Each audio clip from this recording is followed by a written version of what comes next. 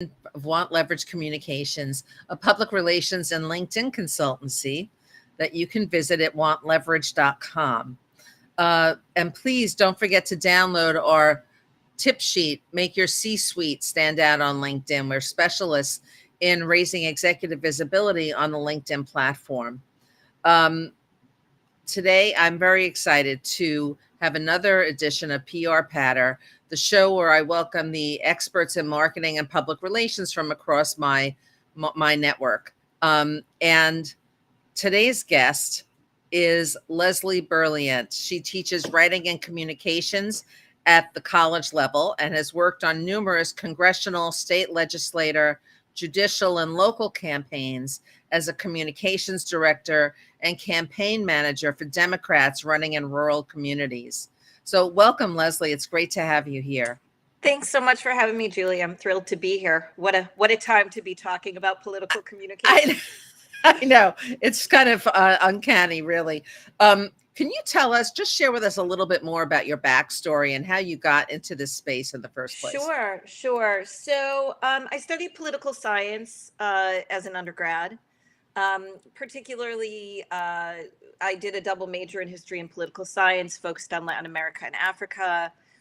I started my career in sort of international development, but I grew up in a very political family in the suburbs of Chicago. So there were, at that time, Illinois was not a blue state, and particularly suburban Chicago was not blue. And there were a couple of families that were very active in the Democratic Party where I grew up. One of them was my family. One of them was Rahm Emanuel's family. So I sort of grew up in this world of politics. I like to say, and it is true, I knocked my first doors when I was 6 years old for George McGovern. I had the great honor to have a glass of wine with him as an adult. And he remembered my family, actually. And my brother, who was, if I was 6, he was 11, had sent then candidate McGovern his allowance as campaign donation with a letter saying he didn't want to go and die in Vietnam. Wow, that's great.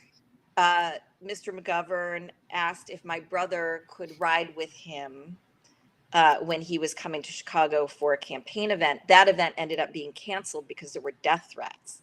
But he had the letter in his personal effects. So the point is, I sort of grew up in a family that was very, sorry, I see I'm frozen, so I'm going to turn off my camera for a minute. I grew up in a family that was very involved in politics and was always an activist. During the 2006 election, I'd gotten very involved, and I was working with an organization called MoveOn.org that was fairly new at the time. And I used to host calling parties at my house where activists would come and make calls to swing districts. At the time, we were trying to win back the House. And we were successful, and Nancy Pelosi took the gavel. From that activist base, when 2016 happened, I was getting a lot of phone calls about what do we do now. I started hosting sort of online discussions about how to get involved. I joined an organization called Code Blue, and then got hired on a campaign. I ran for public office, for local office in 2017. Wow. And then got hired on a campaign at the congressional level. So, and have sort of stayed involved ever since. So that's kind of my trajectory into politics, and have worked with candidates at kind of all levels, from local to town council races to congressional races. Wow.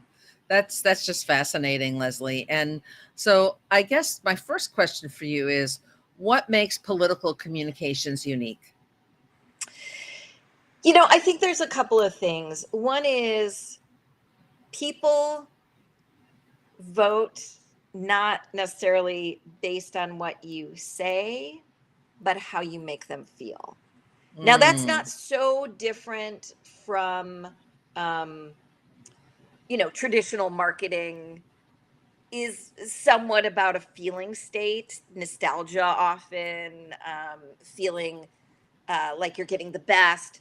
But there's something special in political communications about feeling understood, feeling a connection, um, feeling like you're dealing with a real person, not sort of a political avatar, um, and feeling seen. And I think there's a lot in politics that is about the feeling state that we sort of are just really understanding at a more integral level. And it goes back to really the Lyndon Johnson ads, right? The Daisy ad, the pregnant mom ad. That was all about evoking a feeling state, but that was very new at the time, right? And we've sort of honed in on this is what people want to hear, like how do you see me and how do you make me feel, and the feeling they want is optimism and Yeah. confidence and hopefulness. Do you think this is something that has become even more significant in the age of the internet, where interpersonal communication could feel less personal? Do we want politicians to really, even more so, show that they're seeing us, that they understand us, and that they care about us? 100%. I mean, we have access or perceived access at a level that we never had before social media. So there's this perception that I should be able to reach the congressional candidate or the Senate candidate, that we didn't used to have. They were sort of up here and we were just regular people. And if we got to go to a big rally or hear them speak, that was great. But we did not expect this one on one connection. Well, now we do, right? People expect if I DM you in your tweets that you're going to respond. And there is this sense that the personal connection is increasingly important. And the feeling that I know this person and they know me. And quite honestly, I think that's part of what made Joe Biden very successful in 2020 was we knew Joe and we felt like Joe knew us. And I think it is also part of what got lost in the last year and a half with him making fewer public appearances was that feeling of knowing him. And now with Kamala Harris sort of stepping in, again, there's this opportunity. She's personable, she's personal, she's got a story that she shares, and people are excited about this idea of that connection.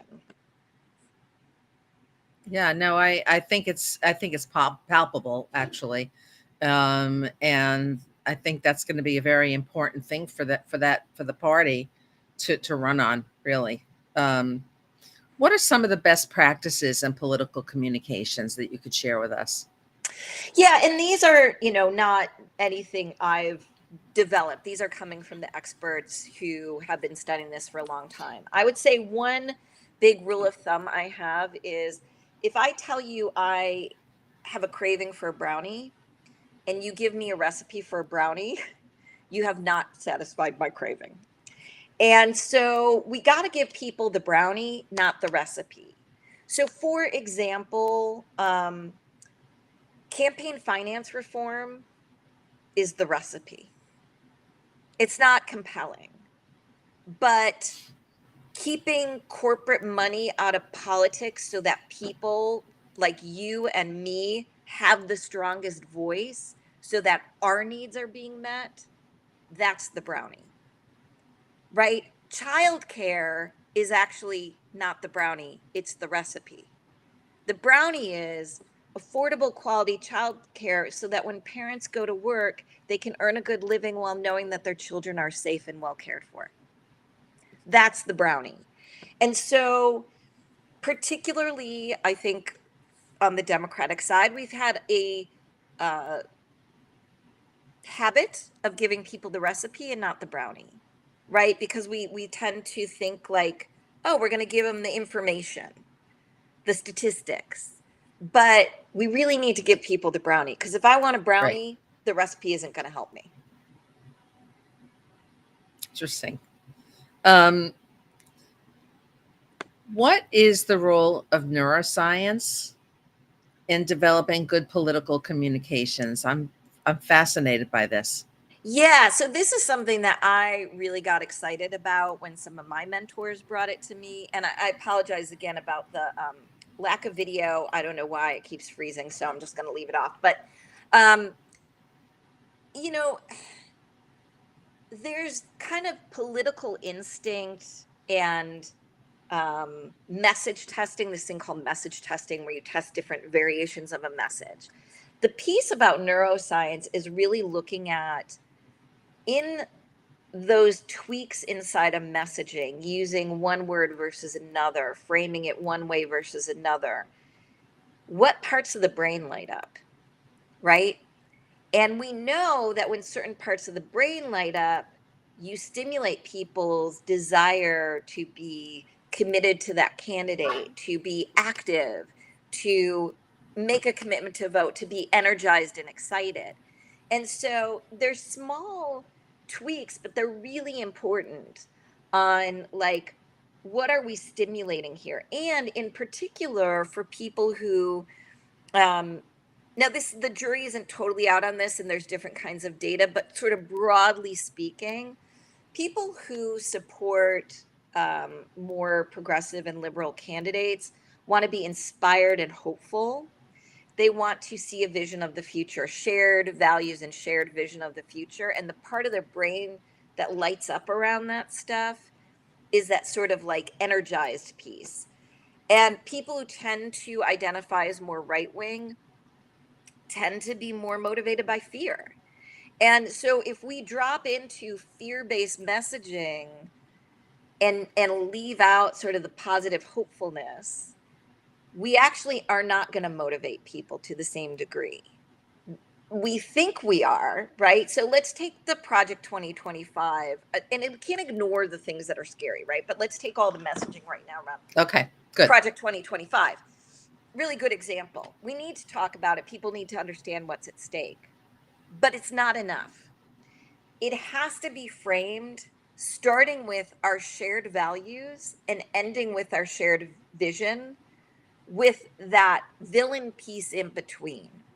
Because progressives and people who are going to be ready to vote for Democrats, that villain piece isn't enough. They need to also know, okay, but where are we headed and how are we headed there together? And so it's really, that framing is really, really important. And so when we talk about something like Project 2025, it really needs to start with our shared values. In America, we all value our freedoms and our democracy. But unfortunately, Donald Trump and MAGA Republicans have a plan to take those away from us. It's called Project 2025. But when we all come together and vote in November, we can send a strong message that our freedoms and our democracy are precious to us, and we will do whatever we need to protect them. Bad words version, but like, it's that kind of framing. It's not enough to scare people. And also there's some good data on the neuroscience that just showing harms, so like images of, starving people, images of, which we've seen a lot, unfortunately, Black men um, being abused by those in authority, by police, that people actually turn away from those. That what we need to show is a positive vision of the future, not just the harms that have been done. Again, we can't ignore the harms, but when we're just sending that message, especially visually, people start to tune out and turn away. Yeah, I mean, I couldn't agree more. How do you know when political messaging, political comms is successful? I mean, that's the $1 million question, right? Because if there was a formula, um, we'd all be following it, right? I think there's a couple of things. One is when you see that a message is being repeated, one of the things with political messaging is it's all about repeating the same message over and over and over and over and over again. And let's be honest, the right wing's been very good at this, right? Over and Very over and good. over, we Yeah. hear the same message. Yeah. So when on the other side, we hear our messages being repeated, when we see people actually enthusiastically embracing the message, we know that it's working. So I'll give you a good example. I think this rollout with Kamala Harris has been kind of brilliant. Not kind of, been very brilliant in many ways. But one of the things that's been absolutely remarkable is seeing the memification of the things, and some of them that the right has hit her on, like her laugh, right? You see these sort of really beautiful montages on TikTok and Instagram that young women, so millennials and Gen Z, are putting together honoring Kamala's laugh. The you didn't just fall off the coconut tree thing. Right. Right. They've actually embraced it to show just how like cool she is. You know, it's and The young whole women. the whole brat thing, that she is brat. Yeah, she is brat. The femininification. There, I mean, just the enthusiasm they've created around things that might otherwise be thought of as liabilities, and really leaning into her youthfulness, even though, like I said before we started, she's a year older than me and I don't feel so youthful, but she is youthful. And I do think there is a very special relationship between Gen Xers like myself and millennials and Gen Z who are our daughters. We really get each other in a very deep way that I don't think boomer parents or greatest generation parents really understood Gen X, but I think Gen X and millennials and Gen X and Gen Z really kind of get each other. And I think there's sort of this groundswell around it. And she's really leaning, she and her team are really leaning into it. And I really feel that so strongly around this connection between women of all ages around having this really exciting candidate. Yeah. So, I mean, this has kind of been a remarkable month in the political world. You talked about some of the goings on just before, but just to recap, there was the presidential debate where Biden failed miserably. He just stumbled through the whole thing. Trump gets shot. A bystander is killed. The RNC National Convention takes place um, right after the Trump shooting. Biden, this past weekend, Biden pulls out of the race, endorses Kamala Harris for president, who could be our first female president, and the Democratic Party has really rallied around her. There's been this whole groundswell. So, like, what's your take? And I will add one more thing in there that happened, which was the debate. And then that was on a Thursday. And then on Monday, the SCOTUS rulings came down, the really Right. terrible Supreme Court rulings. I mean, my take is that the side that's having the most fun is usually the side that wins. Prior to this week, the Democrats were not having the most fun. We were in No. existential crisis. And listen, I love Joe Biden. I think he's the best president of my lifetime. What he has accomplished, who he is as a human, and the fact that he threw his support so immediately behind Kamala Harris, even though people behind the scenes were saying it can't be her, it can't be her, it's got to be somebody else, just shows who he is as a person. And it really reminded us of who we are as a party. Right. And it really energized us. And I put that on Joe Biden. He could have stayed out of it. He could have said, now it's up to you guys to pick a nominee. He didn't, for a good reason. he knew what needed to happen, as he has always known what needed to happen. And the timing of it was brilliant, Yeah. because if Look, he'd done it, his hand was forced a bit. Let's face it. yes, but the timing ended up being brilliant, because if he'd done it before the RNC convention, that might have gone very differently. So I credit him and his team with a lot of things, but I feel like now we are the side having the most fun with the most energy, and I believe 100% that is going to propel us to victory in November. And I think her coattails are going to be long, because there are a lot of exciting women on the ballot, not just at the presidential level. Yeah. Remember, everybody, this is all what happens in your state legislature is hugely impactful. Get to know who your state Senate and Assembly and House members are. What happens in your local elections is impactful.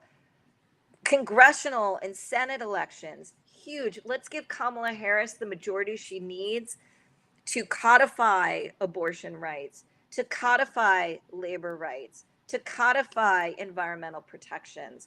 We can undo the damage that's been done if we vote like our lives depend upon it, all the way up and down the ballot. Do not leave any blanks. Vote Democrats all the way, and let's get this done.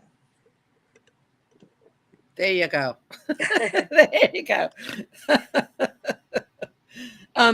What do you think that her next steps will be, and what do you think Trump's next steps will be? Because he can't be too happy about this. This is kind of the worst case scenario for him. Yeah, I mean, they're floundering. You can see that they're floundering, and they're not like they're hitting her on her laugh. That's so stupid. I mean, I think they're gonna try and tie her to the least popular things in the Biden administration, primarily immigration stuff. But there's also been some wins most recently in the Biden administration on immigration, and I think she can claim credit for those. I think, listen, Trump will be the nasty person that he is. He will tell lies like he always does. But I think what she will do is continue to show the American people who she is, what her political chops are, which are pretty extensive and exciting. What a good retail politician she's become, which we Yeah. haven't seen from her in a long time. And now it's sort of surprising people in a positive way how good she is at this. I think she's going to be everywhere. She's full of energy. The contrast is going to be that Trump is the old guy and unhinged It's person. kind of ironic. Yeah, it's Yeah. perfect. And I think she's going to continue to make her case to the American people that she stands for the best of what's been accomplished and will continue what's working, and is going to take us down a path of a new generation in a way that's really exciting. Yeah, I'm pretty jazzed about it myself, I must say. Yeah. We were talking before, as a young girl, I was always given books about famous women, and the caveat was always, maybe one day we'll have a female president. And now it really looks like it's a very good possibility that we will, and it's pretty exciting for women in particular. I think so. And, women are showing up to volunteer. And, if you're out there, volunteer, talk about what excites you about the idea of a President Harris. Our enthusiasm, this is another piece of communications in politics, is that enthusiasm is contagious in the same way our despair was contagious over the last month. Your enthusiasm is contagious. When you talk about what excites you and why you're voting for President Harris and why you support women and why you support Democrats, that gets other people permission to also be enthusiastic. And so let's be the party of great enthusiasm. This is one thing that Trump, I think he's got very good political instincts, and he created a lot of enthusiasm, but his enthusiasm is peaked at about 40%. We can beat that. We got enthusiasm to give in droves, and we've been waiting to be able to give it. So there is no Democratic Party out there. It is us, the voters. We are the ones who decide, and we are the ones who carry the message. And the message is this is the most exciting candidate in our lifetimes, and let's go. So, Leslie, I have one last question for you, and that is, in terms of political communications, it's so much of it is built on grassroots efforts, Yeah. right? The people on the ground who are doing it, Biden gave a call out to his campaign team, and all the people in the field offices around the nation. What are the most effective ways to get the right messaging into those people's heads and mouths?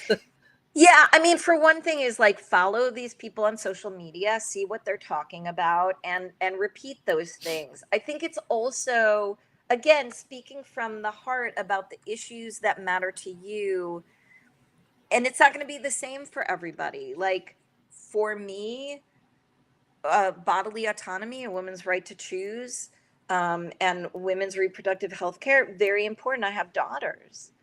And um, I also have friends who, had to have interventions late in pregnancy, and late term abortions, not because they wanted to, but because it saved Right. their lives. So these are issues that are important to me. I grew up in a town that had one of the first school shootings in the country. So gun violence is something I talk about and think about. And the fact that the Biden Harris administration was able to pass some of the first really important safety laws in 30 years is meaningful to me.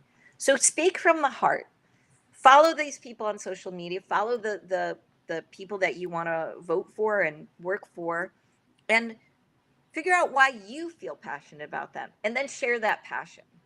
That's And you're great. not going to be able to answer every question, and that's Yeah, okay. And you're not going to be able to come back with every retort, but share what's important to you, and your enthusiasm will spread. well, Leslie, I think we'll end it there. Thank you so much for joining me today. This has been such a rich conversation about the most timely topic probably in our world at the moment. And I think you've really shared some very important insights. So thank you again for being here this morning. And everyone else, make sure to go to wantleverage.com, download, make your C-suite stand out on LinkedIn. And I'll see you next time on another edition of PR Pattern.